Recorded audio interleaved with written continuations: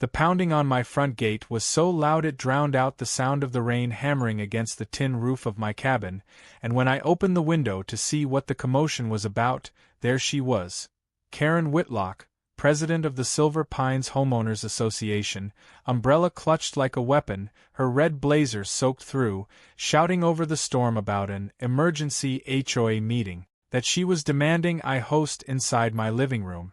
It was barely 7 in the evening, the clouds were black and restless, and her voice carried through the wind like the voice of someone who'd been told no one too many times in her life and refused to learn what it meant. "You can't just ignore community emergencies," she yelled, waving a folder of papers that was already dissolving in the rain. I stared at her through the iron bars of the gate, half stunned, half amused. My cabin sat on 2 acres of land just outside the HOA boundary. That was the entire reason I bought it in the first place. I liked my quiet, I liked my rules being mine, and I definitely liked not having to answer to people like Karen. But apparently, boundaries were just suggestions to her. She claimed there had been a flooding emergency in the subdivision down the road, and that the HOA board needed to hold an urgent meeting, tonight in a dry indoor location. I pointed at the storm raging behind her and said flatly, "That's not my problem, Karen. This isn't HOA property." Her expression twisted into that practiced, righteous disbelief only a self-appointed neighborhood monarch can perfect. "It's a community problem," she insisted. "We all have to do our part." I told her again, calmly, that she had the clubhouse for meetings. She shot back that it had a minor roof leak, and that she couldn't risk soaking important documents. I looked at the paper sludge melting in her hands and barely managed not to laugh. When I didn't move to open the gate, she pressed closer, rain dripping down her hair and into her eyes. "Listen," she said, lowering her voice to something almost threatening. "If you don't cooperate, the board can issue fines for non-compliance with community aid provisions." That was the moment I decided she either didn't know where my property line was or she was testing how far she could push. I leaned on the gate and told her to go ahead and try. "You can't fine me for living outside your little kingdom," I said, and her mouth fell open just long enough for the thunder to fill the silence between us. She didn't respond, just spun around, splashing through puddles toward her Lexus as if the storm itself were her stage. Before she slammed the car door, she shouted something about legal repercussions. I waved. I figured that was the end of it. Another ridiculous encounter filed under reasons I don't do HOAs. But an hour later, when I checked my email, there were 6 new messages from Silver Pines Board Communications, all CC'd to me even though I wasn't a member. The subject lines were pure chaos. Emergency shelter coordination, urgent, access needed, potential bylaw enforcement. It was like watching bureaucracy panic in real time. The next morning, the storm still hadn't stopped, and my gravel driveway had turned into a river. I poured myself coffee and stepped onto the porch, taking in the absurdity of the weather, and there, just beyond the gate, was a laminated notice nailed to my fence post. Notice of temporary community access request. Refusal will result in review by board. I nearly spit out my drink. Karen had actually drafted a form. She'd even stamped it with the HOA seal. The funniest part? It said, "Request to utilize homeowner's cabin for emergency coordination hub." Homeowner. As in me. They were literally acknowledging I owned it. She just decided that meant they could, too. By noon, I started getting texts from my neighbor, Jim, who actually lived inside the HOA. He said Karen was in full meltdown mode because the clubhouse roof leak was worse than expected, and she'd apparently told half the board that I'd promised to host the meeting but then refused last minute. I told Jim that was news to me. He sent back a picture. Karen standing in front of the clubhouse with her arms folded while 2 soaked maintenance guys tried to staple a tarp over a missing section of shingles. "She's saying you're being unneighborly," Jim texted. I laughed, then told him he was welcome to join me later for a beer and to watch the show from my porch if she came back. I had a feeling she would. Sure enough, that evening, as lightning split the sky, I saw headlights crawl up the gravel again. A convoy this time. Karen's Lexus followed by 2 SUVs and a minivan full of other board members. They parked haphazardly on the shoulder and gathered at my gate, umbrellas like a line of soldiers' shields. I could hear her before I even opened the door. "We need this location," she barked. "You're obstructing emergency governance." I stepped outside, pulled up my hood, and walked slowly to the gate, letting her rant. Every time I thought she was done, she'd find new words for outrage: irresponsible, disrespectful, dereliction of civic duty. Finally, when she paused to catch her breath, I told her calmly that she was trespassing. The words hit like a slap. "Trespassing? We're the HOA board," she snapped. "We govern this neighborhood." I pointed to the small metal sign on my gate that said, "Private property, county land." "Not this part," I said. "You don't govern anything past this line." For a second, no one said anything. Rain poured between us, thunder rolled, and the only sound was water streaming off the edge of my roof. Then one of the board members, a tall man in a blue poncho who looked exhausted, mumbled, "Karen, maybe we should just reschedule." She whipped around like he'd just cursed her ancestors. "We are holding this meeting tonight," she shouted. "We have emergencies piling up, and this is the only viable dry place." I stepped aside so she could see through the gate, my cabin light glowing warm behind foggy windows, a fire in the stove flickering faintly. I could tell she wanted it. She wanted that comfort, that control, that stage. And for a moment I considered giving in just to end the scene. But then I remembered her email threats and that laminated notice. I remembered her pounding on my gate like I owed her something. So instead, I smiled and said, "Then I suggest you find umbrellas big enough for everyone." That did it. She glared at me like I'd personally caused the rain. "This isn't over," she hissed. "You're going to regret embarrassing this board." They retreated one by one, muttering under their breath as they slogged back to their cars. I stood at the gate long after their taillights vanished, the storm easing to a mist, the smell of wet pine filling the air. Part of me knew I'd just signed up for a war I didn't ask for, but another part, the stubborn, petty part, was almost curious to see how far she'd take it. Because people like Karen don't stop when you say no. They only stop when the spotlight turns on them. And I already had an idea for how to make that happen. When I went inside, I took out my laptop and started drafting my own document. Notice of restricted access due to private property status. I printed it, laminated it, and posted it right over her access request. I even highlighted the part about trespassing violations will be reported to county authorities. It felt symbolic, like nailing a flag to the gatepost. The storm outside finally broke into a light drizzle, thunder rumbling somewhere distant. I poured another coffee, sat by the window, and watched the last bit of rain slide down the glass. For now it was quiet. But I knew tomorrow wouldn't be. Because HOA presidents don't lose gracefully, especially when the weather's on their side, and their pride's on the line. By the next morning the rain had slowed to a steady drizzle that hung over the lake like a damp curtain, and I woke up to the soft tapping of water on the windows and the distant rumble of thunder that hadn't quite left the valley yet. The peace lasted maybe 10 minutes before my phone started buzzing with a string of missed calls and texts from numbers I didn't recognize. The first voicemail was from Karen's voice, shrill, self-important, pretending to be composed but cracking at the edges. "This is a formal follow-up regarding your refusal to assist the Silver Pines community during last night's emergency," she said. "The board has agreed to review this matter at an upcoming disciplinary meeting, and your cooperation is still expected as a homeowner in the area." Homeowner in the area. Not even member. She was trying to stretch her reach like a spider testing which corners of the web were sticky enough to hold. I deleted the voicemail, but the next message was an email titled Community Compliance Reminder. Attached were 3 PDF files filled with copied bylaw pages, none of which actually mentioned non-members. Karen had highlighted random sections about neighbor cooperation, communal response to emergency weather, and something about shared resources. It was obvious she'd gone digging for anything she could twist into authority. The part that made me laugh was the note at the bottom.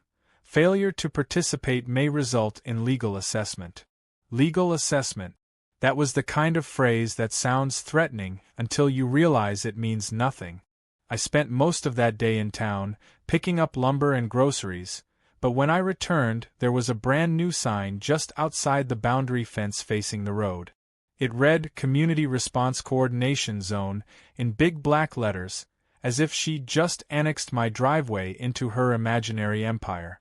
I could picture her making the sign herself, laminate machine humming, convinced the world was just waiting for her to label it.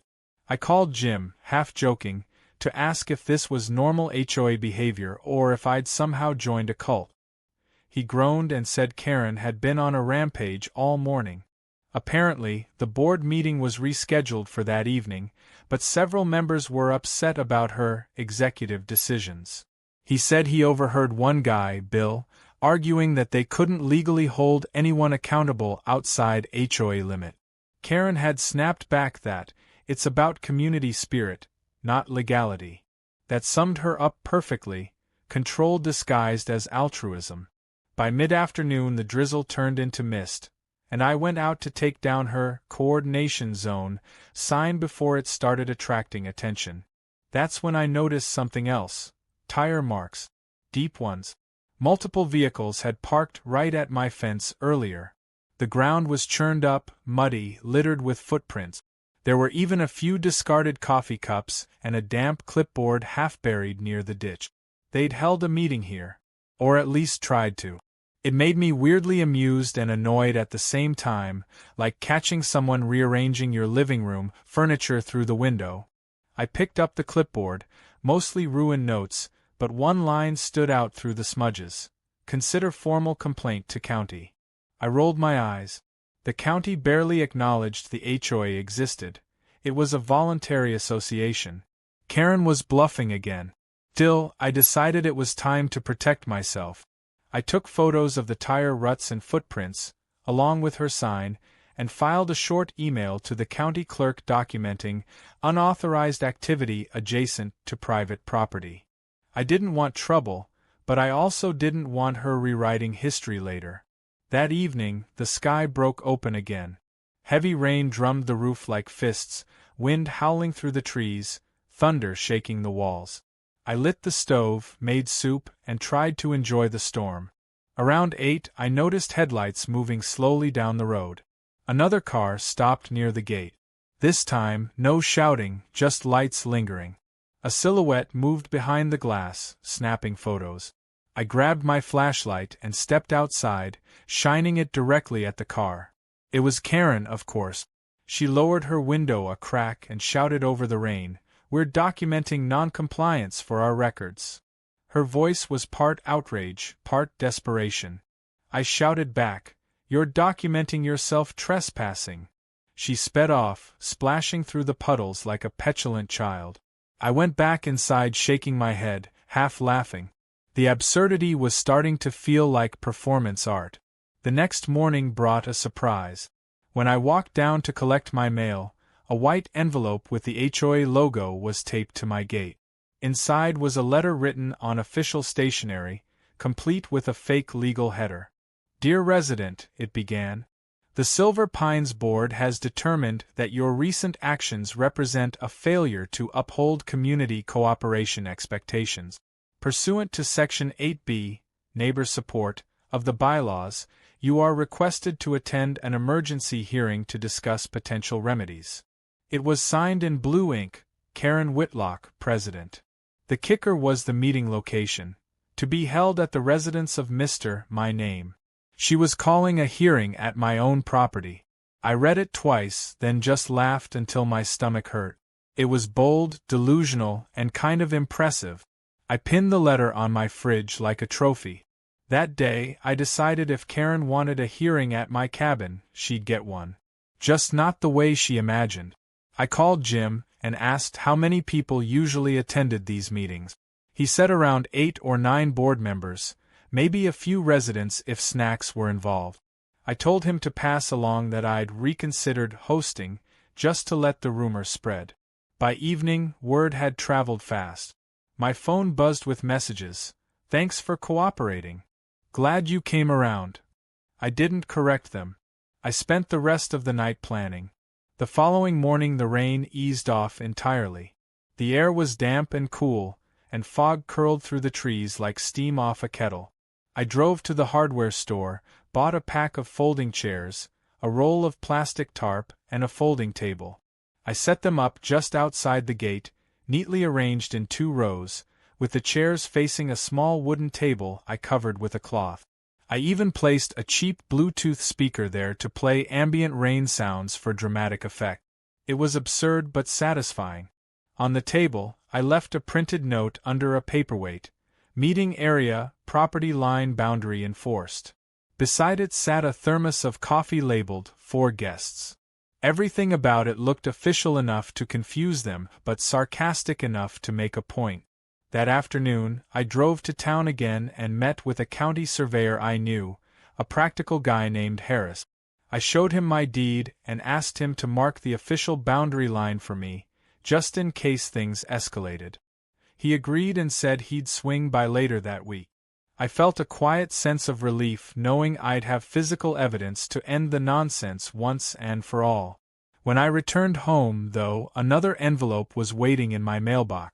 This one wasn't from the HOA but from a law office, Whitlock and Crane, the firm Karen's brother supposedly ran.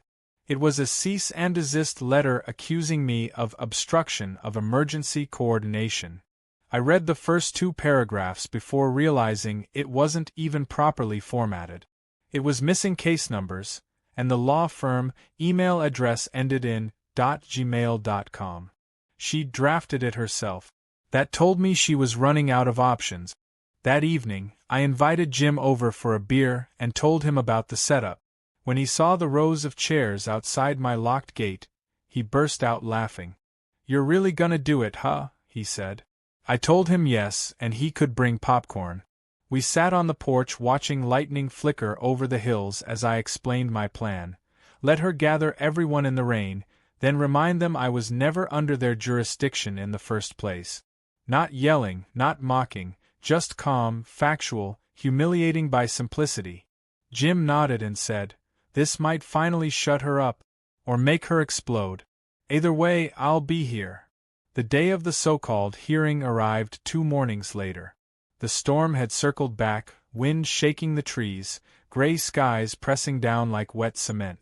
I stood on my porch sipping coffee as the first cars appeared at the bottom of the road, SUVs, sedans, and of course, Karen's Lexus leading the way.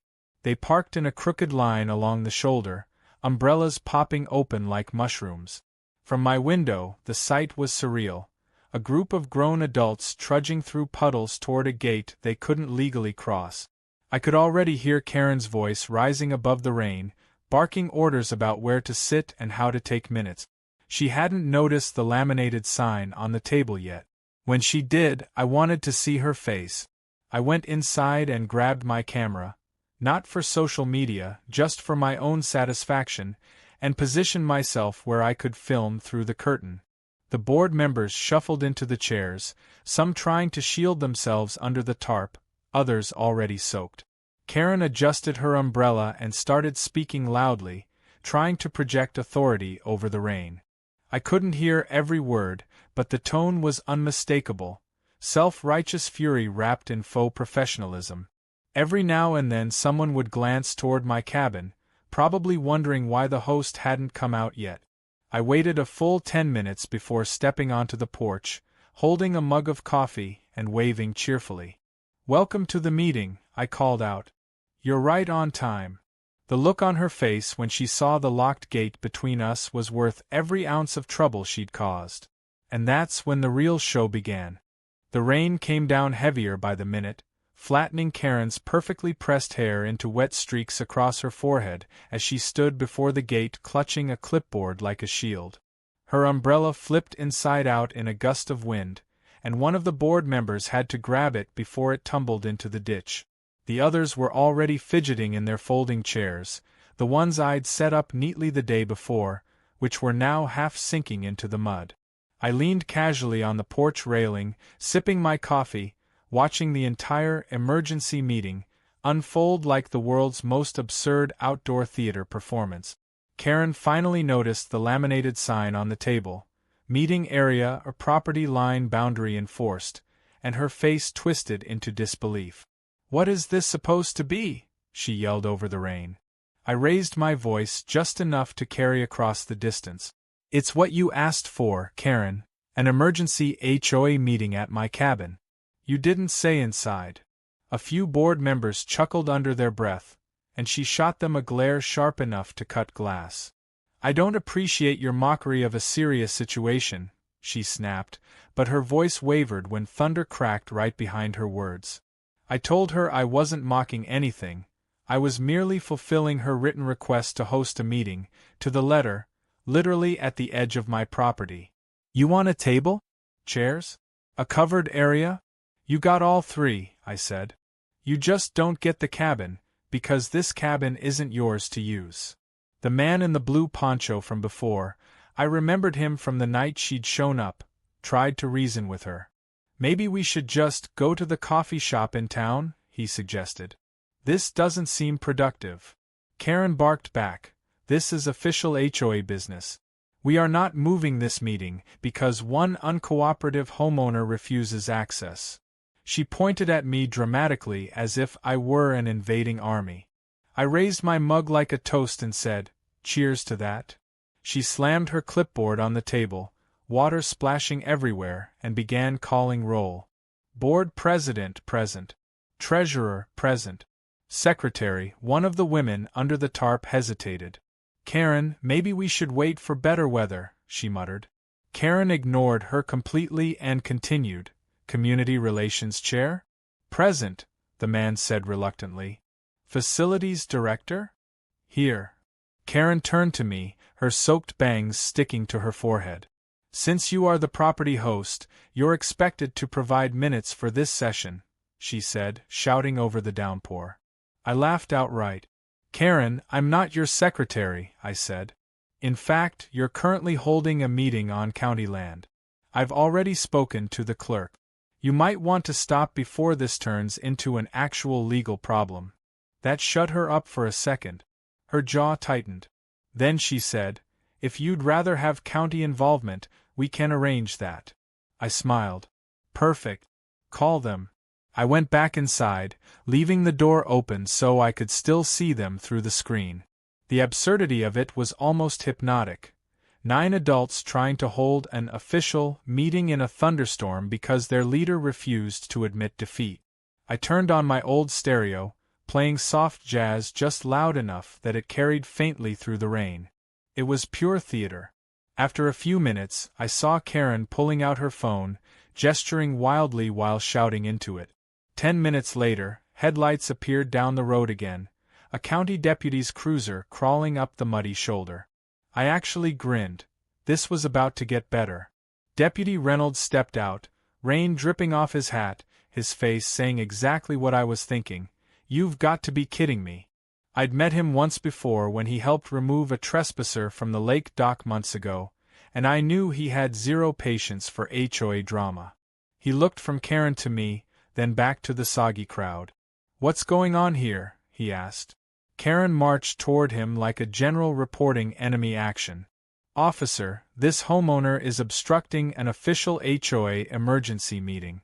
We've designated this property as a temporary coordination zone, and he's denying entry." Reynolds blinked slowly, like he was trying to process the nonsense. "Ma'am, this isn't HOA jurisdiction. You can't designate someone's private land." She puffed up her chest. "But the bylaws clearly state that." He cut her off. "Bylaws don't override property rights." I couldn't resist stepping forward, staying just behind the gate. "Told you so," I said. Karen looked like she might explode. "He's being uncooperative," she said through gritted teeth. Reynolds sighed. "Ma'am, it's raining. You're all standing in a ditch. Go home." He turned to me and smirked. "You want me to ask them to clear off?" I shook my head. No need, deputy.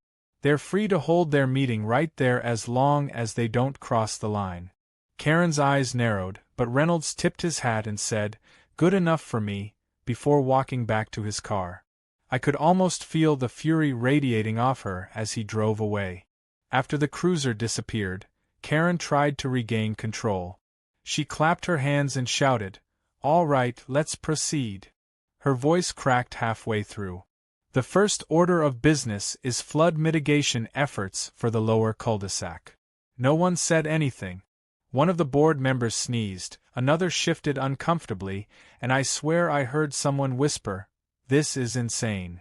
Karen went on as if nothing was wrong, reading from her notes while raindrops ran down the paper. I sat on the porch, notebook in hand, jotting down her quotes just for my own amusement. Every so often I'd call out, "Need a towel?" Or, "Coffee's still hot if you want to come inside." "Oh wait, no you can't." Jim showed up midway through the circus, parking behind the line of cars. When he saw the setup, he laughed so hard he had to lean against his truck. "You actually did it," he said. I handed him a thermos. "Front row seats," I replied. Eventually, Karen's voice began to falter. The rain soaked through her blazer completely, and the papers on her clipboard had turned to pulp.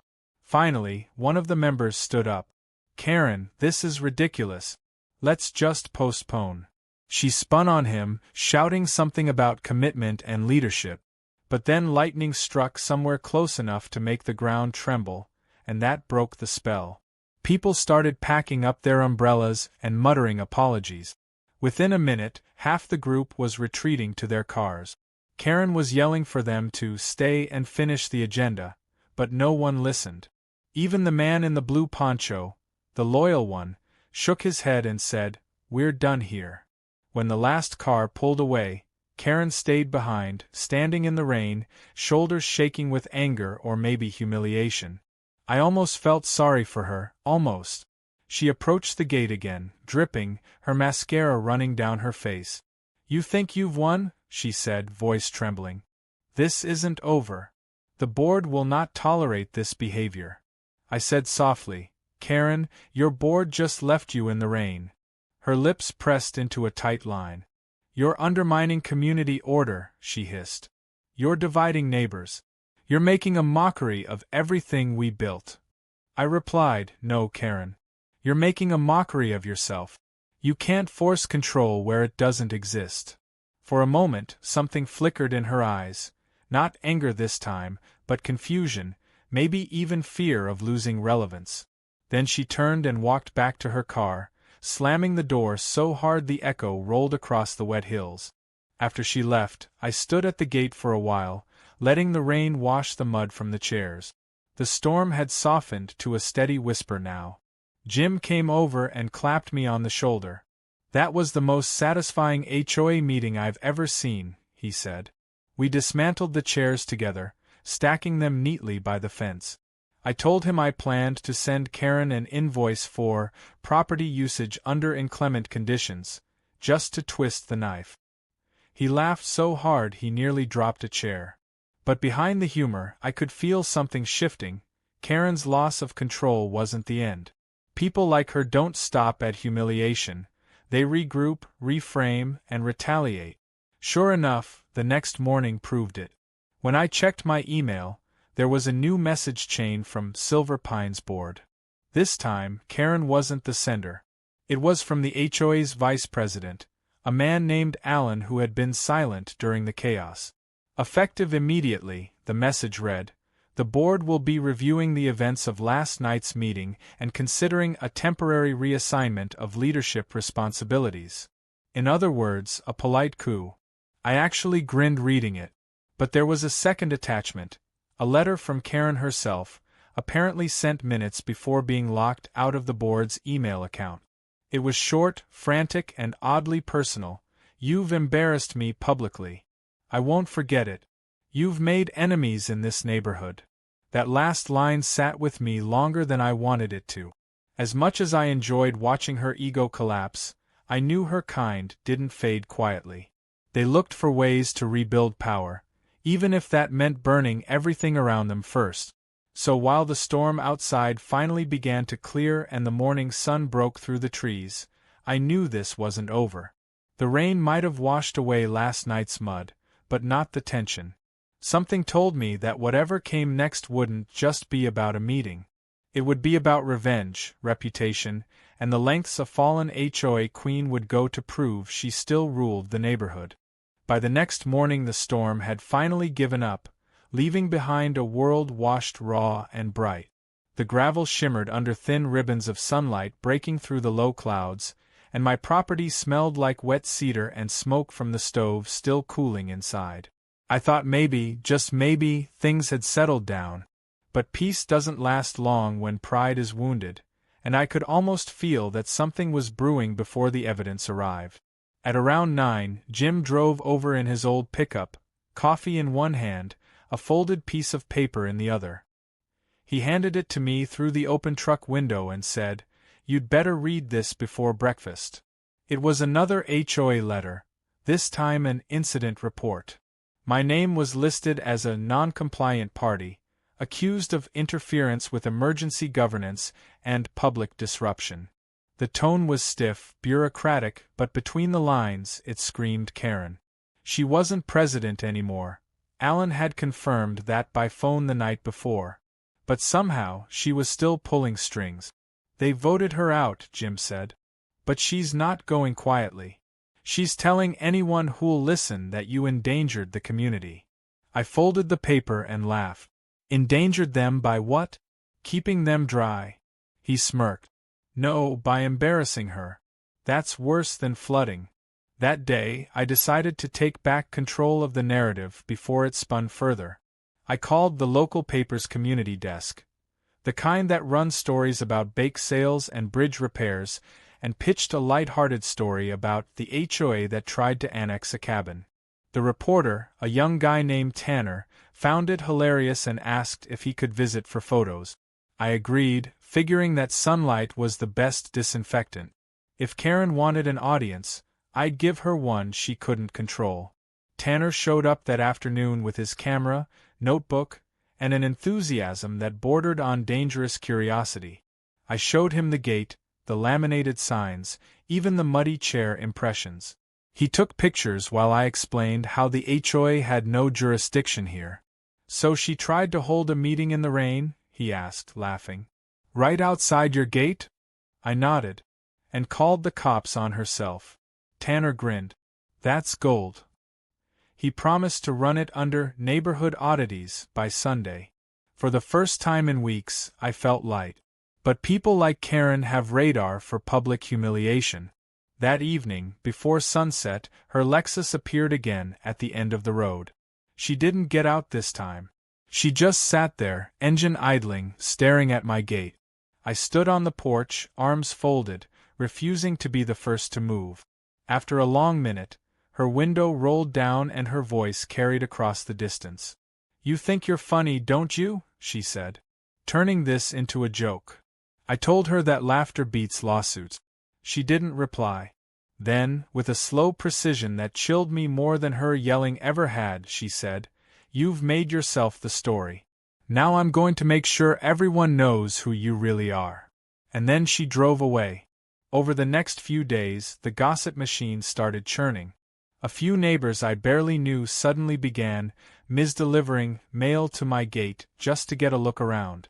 One woman apologized awkwardly, saying she'd heard things. I asked what things, and she muttered something about code violations and unsafe modifications. That night, I checked the county records website just in case. Sure enough, there were 3 new anonymous complaints filed about my property: noise, improper fencing, and unpermitted structures. The county inspector called me 2 days later, apologetic but obligated to follow up. "I've had a few like this lately," he said. "Usually they trace back to HOA disputes." I offered to meet him the next morning to clear everything up. When he arrived, I made sure everything was in order: property lines marked, permits framed on the wall, and the original deed ready on the table. He walked the perimeter, checked the shed, and shrugged. "Everything looks fine," he said. Honestly, this is harassment. I'll file it as unfounded. Before he left, he added, she's wasting everyone's time, but she's persistent. Might be good to keep documenting. I thanked him, and after he drove off, I looked down the empty road, half expecting to see her watching again. Nothing. Just the quiet hum of the woods. 2 days later, Tanner's article went live. The headline read, HOA storms the gate, local cabin owner weathered the drama.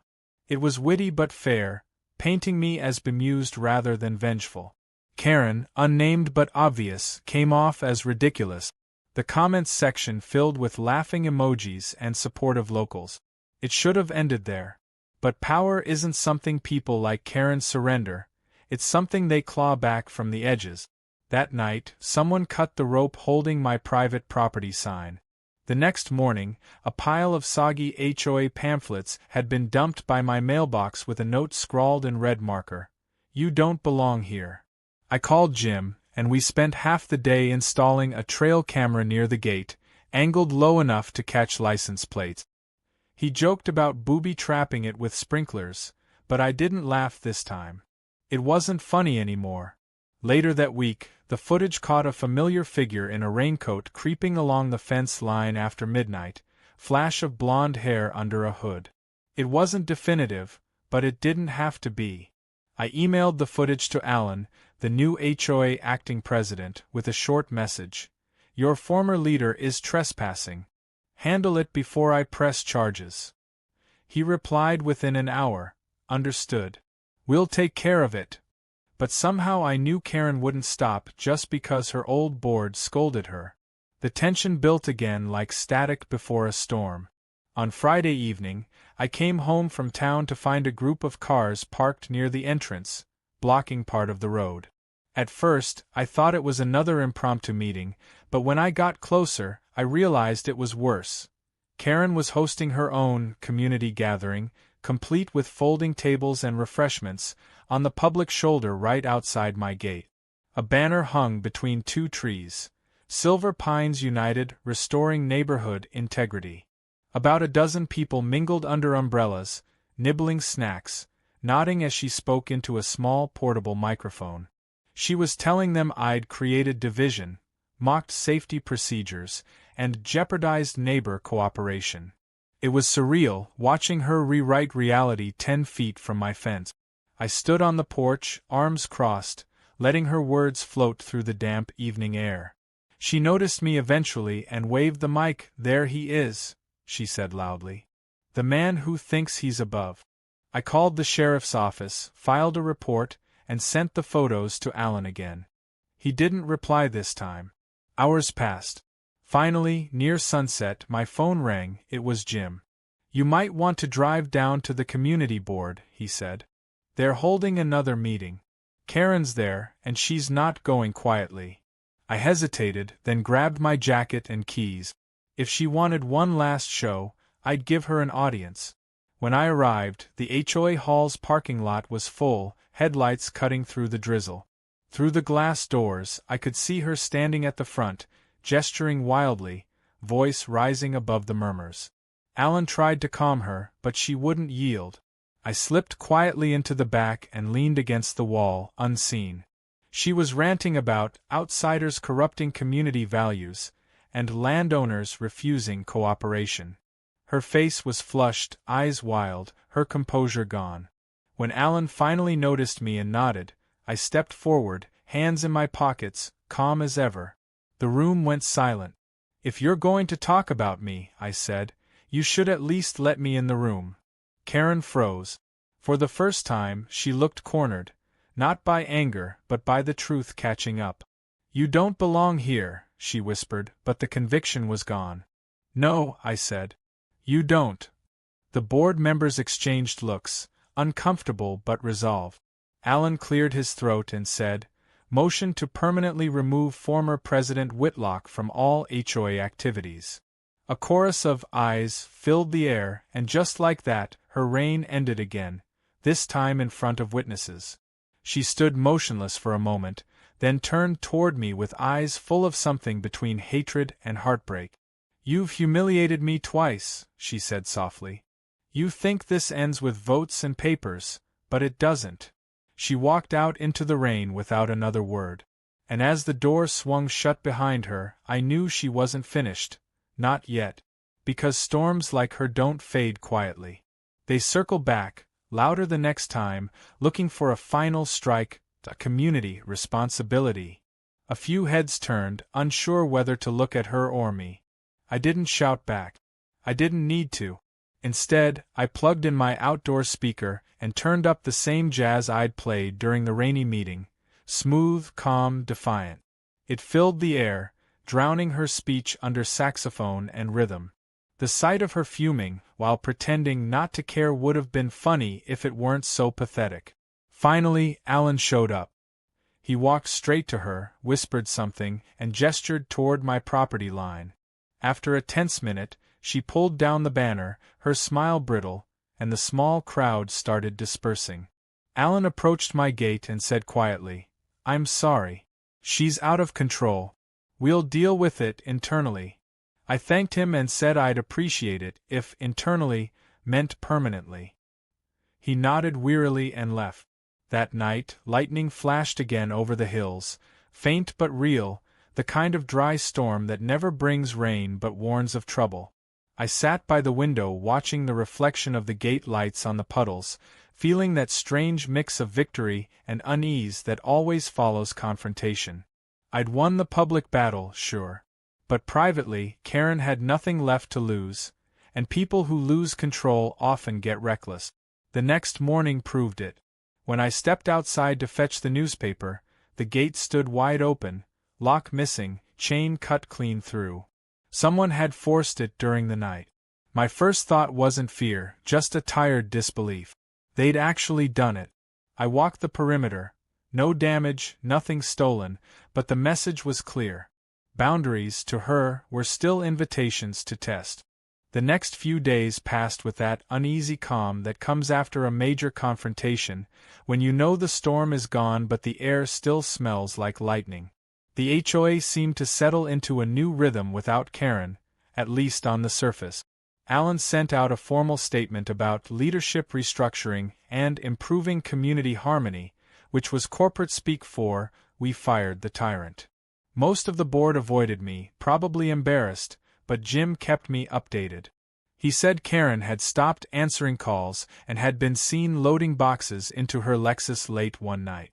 Some people assumed she'd resigned quietly, others guessed she'd gone on vacation. I didn't care, as long as she stayed off my road. I cleaned up the property, replaced the cut gate chain with a heavy-duty one, and finally felt like I could enjoy my cabin again. The air was sharp and clean after weeks of rain, the kind of weather that makes you believe trouble has washed away. But peace with Karen was always an illusion. She didn't disappear. She regrouped. The first hint came one morning when I found a bright orange notice stuck to my mailbox. It wasn't from the HOA, it was from the county zoning office. Complaint received. Unpermitted structure, potential safety hazard. My heart sank. I called the number listed and spoke to a clerk named Shannon, who confirmed that someone had submitted multiple complaints about my shed, dock, and unauthorized fencing. She sounded apologetic. "Honestly, this looks like someone trying to weaponize paperwork," she said. "We'll have to send an inspector, but don't worry, these things happen." I thanked her and hung up, though my hands were clenched tight. Karen had moved from theatrics to bureaucracy, which was worse. People like her thrive in systems where rules can be twisted into weapons. I spent the day gathering every document I could: permits, receipts, property diagrams. I made copies and organized them in a binder like a soldier prepping armor before battle. That evening, as I was stapling the last page, headlights flared across the yard. Jim's truck pulled up and he jumped out holding his phone. "You're not gonna believe this," he said, showing me a video. It was from the community Facebook page. Karen was back, standing in front of a Silver Pines Unity Drive banner, giving a filmed statement about community accountability. She didn't say my name, but she didn't have to. She talked about outsiders who build without approval, private landowners disrupting cohesion, and safety violations threatening property values. Her tone was calm, rehearsed, dangerous. It wasn't a rant anymore, it was strategy. "She's trying to make you the villain," Jim said. "If enough people believe it, the HOA might start backing her again." I barely slept that night. Every creak of the cabin sounded like footsteps outside. Around midnight, I thought I saw a flash near the fence. Camera light, maybe. I stepped onto the porch, flashlight in hand, but whoever it was had already gone. The next morning, I checked the trail camera footage. At 11:47 p.m., there she was again. Karen, crouching near the sign, taking photos, wearing that same raincoat. I sent the pictures straight to Alan with one line: "She's trespassing again. Fix this or I go public." He responded after an hour: "We're convening an emergency meeting. She's not supposed to represent the HOA in any capacity." I replied, "Then tell her to stop acting like she does." When the inspector arrived 2 days later, he was polite but weary. "I've seen this before," he said, clipboard in hand. "HOA vendettas can drag on for months." We walked the property together. He checked the shed foundation, the dock, the fence, even the electrical line. Everything was properly permitted. At the end, he smiled and said, "You're clean. I'll close the case today." Relief washed through me, but it was short-lived. That evening, my phone buzzed with a new message: "We're not done." No number, no name, but I didn't need one. That weekend, I decided I'd had enough of playing defense. If Karen wanted to escalate, I'd set the stage myself. Saturday afternoon, I built a new sign at the gate. Big, bold, impossible to ignore. "Private property. No trespassing. HOA jurisdiction ends here." Underneath, in smaller letters, "Unauthorized activity will be recorded and reported." I mounted a second camera on a pole aimed directly at the entrance and ran a floodlight above it. The symbolism wasn't subtle, but it worked. For 2 days, the road stayed empty. Then Monday morning came. I was working in the yard when I heard the sound of tires on gravel. I turned, expecting maybe a delivery truck, but instead saw Karen's Lexus creeping up the road again, followed by 2 SUVs. She stopped right at the gate, engine still running. I froze, heart pounding, but didn't move. She rolled down the window and smiled, a strange, calm, chilling smile. "Beautiful morning," she said sweetly. "Thought I'd drop by and check on the community's progress." I said nothing. She looked past me, her eyes narrowing on the dock. "You've done a lot of building lately," she continued. "Hope it's all within code." I told her flatly that the county had already cleared me. Her smile didn't falter. "Well," she said, "sometimes permits can be re-evaluated." Her SUV convoy parked behind her. Out stepped 3 men, 2 in suits, 1 in jeans and a polo, carrying a camera. "We're here to conduct a visual inspection," one of them said, flashing what looked like an HOA badge. "At Ms. Whitlock's request." I almost laughed. "She doesn't have authority," I said. "And you're on private property. Leave now." Karen folded her arms. "They're community contractors. We have every right to document shared impacts." "Shared impacts," I repeated. "You're standing on a public road, filming private land." She gestured to the camera guy. "Make sure to get the fence line." That's when I took out my phone, hit record, and said loudly enough for everyone to hear, "You are trespassing. Leave immediately, or I'll call law enforcement." Karen froze for half a second, then leaned out her window. "You wouldn't dare." I hit dial. 10 minutes later, 2 sheriff's cruisers rolled up, lights flashing. The deputies stepped out, and one of them, Reynolds again, groaned audibly when he saw Karen. "Not this circus again," he muttered. He took my statement, then turned to her. "Ma'am, you've been warned about this. You can't use the HOA to harass non-members." She bristled. "I'm a private citizen now. I'm just documenting possible code violations." He raised an eyebrow. "By leading a film crew onto someone's property?" She stammered, "It's community transparency." He sighed and shook his head. "Get in your car, Ms. Whitlock." She tried to protest, but when he mentioned the words, "criminal trespass," she backed down. As she drove off, Reynolds turned to me and said, "If she comes back again, file for a restraining order. This has gone far enough." That night, I finally let myself exhale. The storm outside had long passed, but inside, I could still feel its echo. I replayed the day's footage on my phone, watching her forced retreat frame by frame, each second a small piece of closure. Jim came by later with pizza and a grin. "You're a local legend now," he said. "Word's spreading that you made the HOA Queen retreat in front of cops." I smiled but didn't celebrate. People like Karen don't just stop, they adapt. Still, it felt good to have the law on my side for once. But the next morning, when I went outside, I found something waiting for me at the gate. A single white envelope sealed with a strip of red tape, no name, just "open this." Against my better judgment, I did. Inside was a short, handwritten note. "You may have won the property battle, but the community will always remember who divided it. Enjoy your island." No signature, but the handwriting was unmistakable, neat, looping, vindictive. I laughed once, bitterly, then burned the note in a tin can by the fence. Watching the paper curl into ash felt almost symbolic, but I knew it wasn't really over.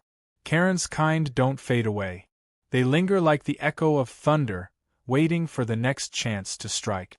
Still, something in me had shifted. I wasn't afraid anymore. I'd faced her control, her games, her false authority, and I hadn't bent. The gate stood locked, my land still mine, and even if the community whispered, I could live with that. As I sat on the porch that evening, the lake reflecting the last red streaks of sunset, I realized she'd never understand something simple. Peace doesn't come from power, it comes from knowing where your line is and refusing to let anyone cross it. And for the first time in months I felt truly, finally still. The sun rose behind the hills in a pale orange glow that made the wet trees shimmer like glass, and for the first time in weeks, the air smelled clean and harmless.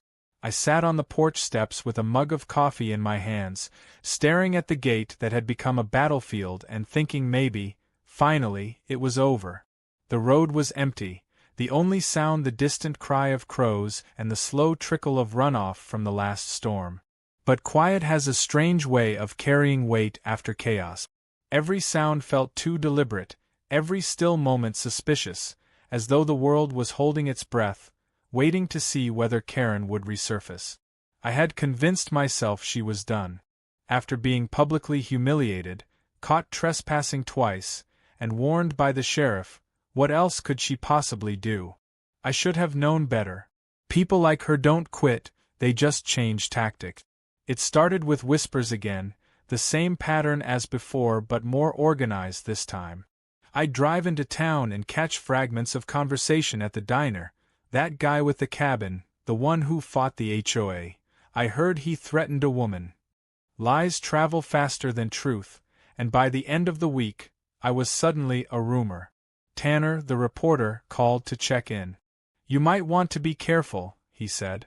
"Someone's been sending letters to the paper accusing you of harassment, environmental damage, even assault. Totally unsigned, but they all sound coordinated." He paused before adding, "I'd bet my paycheck it's her." I told him I wasn't surprised. He offered to print a follow-up defending me, but I said no. Feeding Karen oxygen was exactly what she wanted. Instead, I told him to wait. "The story isn't done yet," I said. "There's one more act left." That night, I sat by the fireplace and went through every photo, video, and email I'd saved since the first confrontation. The pounding on the gate, the meeting in the rain, the trespass footage, the fake legal letters. Each one told a piece of the story she'd been trying to rewrite. I decided that if she wanted to turn this into a public narrative, I'd finish it on my own terms. I drafted a long, calm post for the same community page she used to weaponize gossip. I told the story from the beginning. How I'd moved to Silver Pines for peace, how the HOA had no jurisdiction over my property, how their former president had crossed every line to prove otherwise. I attached evidence, Photos, county documents, video stills of her trespassing. No insults, no name-calling, just facts. I hit post around midnight, shut the laptop, and went to bed. When I woke up, the world had changed again. My phone was blowing up, hundreds of notifications, messages, friend requests. Jim called before I could even check them. "She's losing her mind," he said between laughs. "The whole neighborhood saw your post. Half the comments are thanking you for standing up to her. The other half are roasting her so bad she deleted her account." I pulled up the page and scrolled through the flood of comments. People shared their own horror stories. Unreasonable fines, petty inspections, bullying emails. It turned out Karen had been ruling through fear for years, and all it took was one good rainstorm and a locked gate to make everyone realize she didn't have any real power. For the first time since the mess began, I smiled without a trace of bitterness. By noon, Alan called. "I just wanted to say thank you," he said. "The board finally voted to dissolve the HOA's Emergency Enforcement Committee. You know, the one she created for herself." He hesitated, then added, "She's moving out, apparently. Sold her house overnight." I blinked, surprised. "Already?" He sighed. "Word is, she's going to live with her sister in another county. Left a mess of paperwork behind." I thanked him, hung up, and stared out the window at the road. The idea of that Lexus pulling away for the last time felt unreal. I wanted to believe it, but I'd seen her resilience firsthand. Karen wasn't the type to vanish quietly. Still, the prospect of silence was tempting. 2 days later, she proved me right. I woke to the sound of a car idling by the gate. I stepped onto the porch and saw her standing outside, no umbrella, no clipboard, just her. Hair damp from fog, clothes too neat for someone who'd supposedly moved away. She looked smaller than I remembered, but her voice was steady when she spoke. "I came to say goodbye," she said. I didn't answer. She took a few steps closer, stopping just before the gate line. "You think you've won," she said quietly. "But you don't understand what you've done. You made me look like a villain in front of everyone. I gave years of my life to this place. You took that away." Her tone wasn't angry now, it was wounded, almost sincere. "Karen," I said evenly, "you did that yourself. All I did was hold a mirror." She blinked, something flickering in her expression, then looked past me toward the cabin. "You're not the first person who tried to stand against the HOA," she said. "But you're the first who didn't fold." She lingered there for a long moment before finally saying, "You know, part of me almost respects it." Then she smiled, a small, hollow thing, and turned to leave. "Enjoy your privacy," she said. "It's all you'll ever have." Her Lexus disappeared down the road for the last time, and somehow I knew that was truly it. Not because she'd given up, but because she had nowhere left to fight from. When someone like Karen loses the crowd, they lose themselves. Life after her absence was quieter, but not immediately peaceful. It takes time to unlearn tension. For weeks, I'd still catch myself glancing toward the road every time headlights passed. The difference now was that the calls stopped, the letters stopped, and the neighbors began waving again instead of staring. The sheriff closed her file, the county removed her complaints, and Alan invited me to a community reconciliation barbecue. I politely declined, preferring my solitude to collective apologies. But I did drive down the next day to drop off a donation for the local maintenance fund. When I walked past the old clubhouse, the one with the leaky roof, I saw a new sign on the door, "Community Space Under Renovation." Through the glass, I noticed Alan and 2 volunteers repainting the walls, laughing. The atmosphere was lighter, freer, as if her presence had been a storm cloud hanging over them all this time. When I got home, I brewed coffee and sat on the porch again, the same spot where the story had begun. The gate stood quiet now, the laminated signs weathered but still firm. The grass had grown back over the muddy patches where folding chairs once stood, and the only sound was the wind sliding through the pines. It felt strange to realize that something so small, a gate, a boundary, had started all of it. But in a way it made sense. Boundaries aren't just about property, they're about dignity. Every time she tried to push past mine, it wasn't just the fence she wanted to own, it was the right to decide who I got to be on my own land. And the lesson, I realized, wasn't just about fighting back. It was about holding your ground without losing your calm. Later that evening, Jim stopped by with a six-pack and that familiar grin. "Hard to believe it's over," he said, sitting beside me on the porch rail. "Feels weird not hearing her voice echo across the lake." I laughed softly. "Give it time. Peace takes getting used to." He nodded, sipping his beer. "You know, you're kind of a local legend now. People still talk about that meeting in the rain." I groaned. "Please tell me they've moved on." He smirked. "Not a chance. Someone even printed a photo of her soaked through and framed it at the general store. It's captioned 'The Great Flood of Silver Pines.'" I laughed until my chest hurt. For the first time the laughter felt easy. When he left, the sky turned deep blue and the crickets began their slow evening rhythm. I took one last walk down to the gate, running my hand along the metal. The floodlight flicked on automatically, casting long shadows across the dirt road. I thought about all the noise that had filled this space. Shouting, threats, rain, the absurdity of bureaucracy played out in real time, and how now there was only silence. It wasn't victory I felt, not exactly. It was relief, and maybe something closer to gratitude. Because every ounce of chaos had taught me something valuable. That calm doesn't mean weakness, and sometimes the strongest thing you can do is stand still while someone else burns themselves out. Before heading back inside, I looked down the empty road one last time and caught sight of something small lying near the fence post. It was a broken piece of red plastic, part of Karen's old HOA badge, cracked and faded. I picked it up, turned it over in my hand, then set it on the gatepost like a relic. A reminder of the storm that had passed and the absurd empire that once thought it ruled this patch of earth. The wind picked up, rattling the leaves, and for a moment it almost sounded like laughter. The next morning, I woke early, brewed coffee, and watched the sunrise turn the lake into a sheet of gold. There were no more emails, no more notices, no pounding at the gate. Just still water, a clean sky, and the faint scent of pine drifting through the air. I thought about how easily things could have gone differently, how close I'd come to letting anger take over, to turning into a mirror of her obsession with control. But instead, I'd learned to outlast her without becoming her. And that, I realized, was the real victory. Months later, Tanner's final article appeared in the local magazine. The headline read, "The Storm at Silver Pines, How One Man's Boundary Ended an HOA Reign." It wasn't dramatic, but it was honest. He'd written it like a fable, about pride, boundaries, and the strange power of saying no. Reading it, I felt something settle inside me, like the last note of a song finally fading out.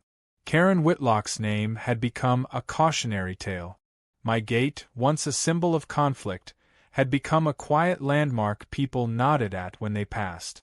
That night, as I locked up the cabin and the wind rustled through the trees, I realized something simple and freeing.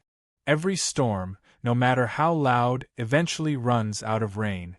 And when it does, all that's left is what you've built strong enough to stand through it. My gate. My cabin. My peace.